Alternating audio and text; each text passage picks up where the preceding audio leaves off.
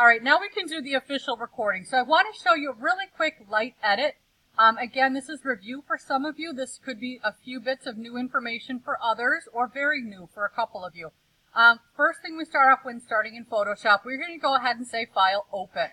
When we go to Open, you guys have your H drive, so you do want to make sure that you realize your H drive will have this little H symbol at the end. That's the destination where all of your pictures that you are taking from your camera should get put into. When you're in that H drive, you should have your digital photography folder. You should have your Aperture Final 2 folder, okay? So from there, you are going to have your particular images for this particular project. I'm going to grab mine from a different destination, though. Bear with me for 1 second. Again, do as I say, not as I'm doing right now. I did have someone gift me a couple of images. I'm actually going to select both of them by holding the Control key. I can go ahead and say Open, or you can do them one at a time. So once I've gone ahead and selected Open, what you're going to find is the images are going to pop up here on my artboard. Again, we have a top menu, we have left toolbar, and then we have more of our windows on the right-hand side.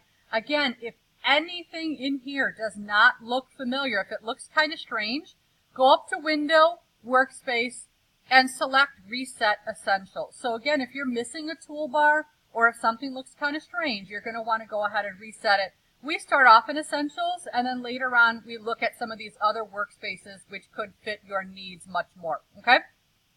So right here you can see that this is a near focus, and this is a far focus. So they're both wonderful examples of near and far. Here it's beautiful. You got those raindrops, you've got this in the distance. Feels a little gloomy because of that rain. And then here you're actually focusing more on the cars. You're going to have a preference for one of the two pictures being your favorite, okay? My preference on this one is this one. This one, if I had to pick one of the two, I like the near focus on this one better. But again, it just depends on what you've taken pictures of. So don't forget, very first thing you're going to do is Control J. The Control key on the lower left-hand side of your keyboard, CTRL, and then you tap on the letter J. You're going to see in your layer menu that it has popped up a layer 1, which is an exact copy of my original. I will show you a few ways to edit. I like this way to start you off simply because it gives you a really great opportunity for, gives you a really great opportunity to see with this little eyeball the changes that you make. Again, don't forget that's the visibility. Okay, so once we're on there, very first thing that I will teach you to do is image adjustments. And then we're going to go to our levels. Again, little vocabulary piece there. This is our histogram, H-I-S-T-O-G-R-A-M, histogram. This is the distribution of lighter values, medium values, and deep values, or white, gray, and black. Okay? So with that, you have a few options here. I'm going to grab that bar and move it over. I'm going to hit Auto, and I'm going to see what it does. You can see that it paused for a second, and then it brightened it up. There was before, there was after. It's a very, very subtle change on this image. Every change will be different. So what I'm doing to step backwards one step, another keyboard shortcut, Control, which is a very popular key, again, lower left-hand corner of your keyboard, and tap on the Z button. That's actually an undo in many different programs, so be aware of that. So that was the before, that was the after. I actually really like it with the auto function enabled, but now I can grab these 3 sliders, and I can actually manipulate them a little bit more. And notice the things that are happening when I do that. I might want to pop out a little bit more of a bright there. Maybe I move that gray slightly closer. Maybe I like that more. Maybe I want to lay off the gray a little bit. I think I'm going to go there. So again, at that stage, I'm going to say, okay, I'm good to go. That's my off. And that's my on. I really like the on version a little bit more. I think that it has a nice brightness to it, okay? At that stage, what I can do is I can edit. Why do I keep saying edit? I'm sorry. Image, adjust my hue and saturation. Hue saturation, very rarely will I actually touch this one, okay? That's not my favorite one to use in this menu, but I do work on saturation and hue. Because it's kind of a gloomy day, maybe I want to reduce my saturation just so it's got just a bare, tiny little touch of color. It almost abstracts the image a little bit, okay? Maybe I want to add a little bit more color to whatever that particular, to me this one doesn't work with more color.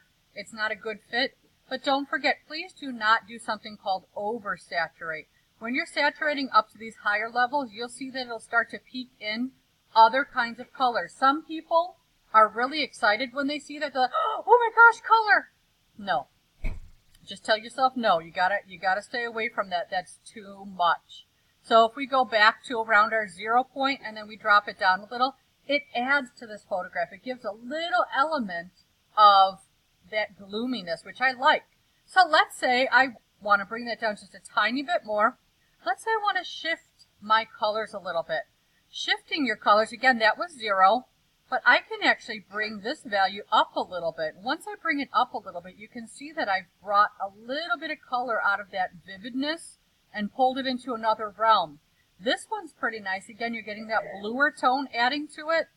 You can see as I shift it that it's really giving me a bunch of options here. So perhaps I really like this. Maybe I like that warmer feel inside of here against that greenish background. And then maybe I desaturate it a little bit. So at that point I would say, okay. Now at that stage, according to my light edit instructions, you may want to go back and check your levels one more time. So I am going to go to Image Adjustments and Levels again. I'm going to say, all right, you know what? I want to bring these values out a little bit more. So it was here, and now it's there. I've just deepened up a little bit of the gray tones, and that guy is done. Okay?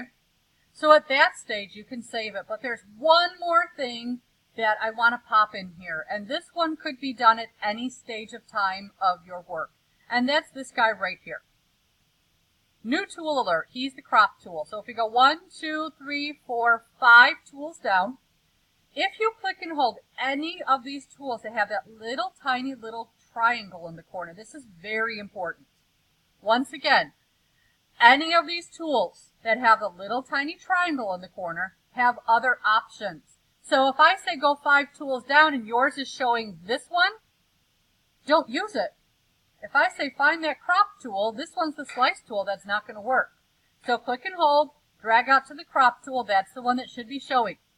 Let's say, you can see it actually put, just like in Microsoft Word where it puts those little corner pieces.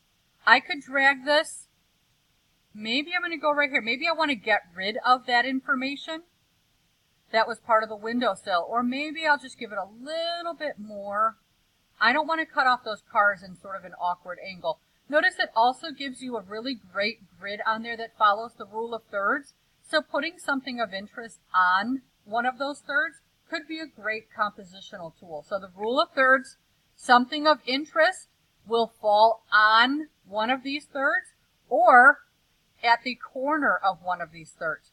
So if I wanted to focus more on this post, I could actually put that right there. And actually this would be a really nice image in terms of following the rule of thirds, because that's on a third. This larger group of trees falls on an intersection of the thirds, and these cars are lining up along the lower third. So I think I'm going to keep that one. And when I'm all done, I can press the Enter key on the keyboard. Okay? So once again, that was your crop tool. Any other things that you need to do to it, again, go up in the Image Adjustments. You can also play around with, and I'm going to recommend thinking about brightness and contrast. If you're familiar with curves, we'll talk about all those things coming soon.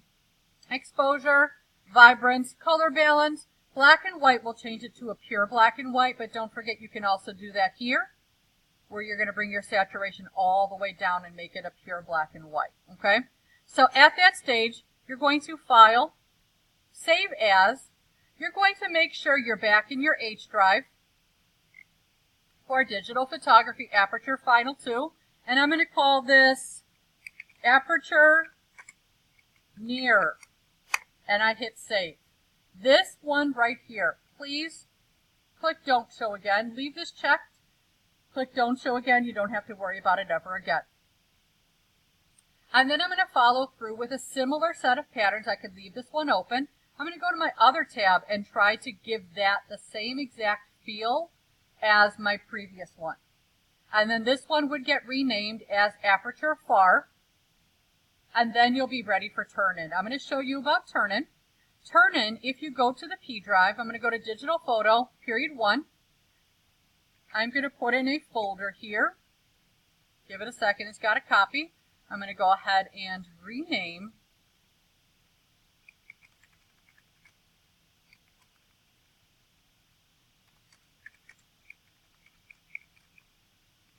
Aperture Final 2, Near and Far. I'm not going to open that up because it has all of your names in there, but if you open that up, you'll find your folder with your name. You're going to go ahead, go back to your proper folder where your images are. In this case, it was digital photography. Aperture Final 2. I'm going to go ahead and get my 2 images, pretend that's the right one. Right click, copy. And then I'm going to go back to the P drive. Aperture 2, Near and Far, find my name, right click and paste. Okay, so that's pretty much the ins and outs of a very light edit, along with adding on some cropping. Again, notice the cropping is not extreme. If you have to crop to an extreme, you're going to run into a problem with getting the image to look probably too low quality. So if I'm cropping this down like to here, because that's all I want, my image may end up being too low quality, and we definitely do not want that, okay? Notice I just hit the escape key, and it got it back to where it was. If I decide I pressed it and I don't want to crop it, I'm going to go ahead and undo that. So other than that, you guys should have plenty to touch base on with each of those images to try to get them to match and to get them saved properly, cropped properly, and then put into the correct folder. You should be able to get that feasibly done by the end of the class period for your credit. Please let me know what questions you guys have so I can help answer them.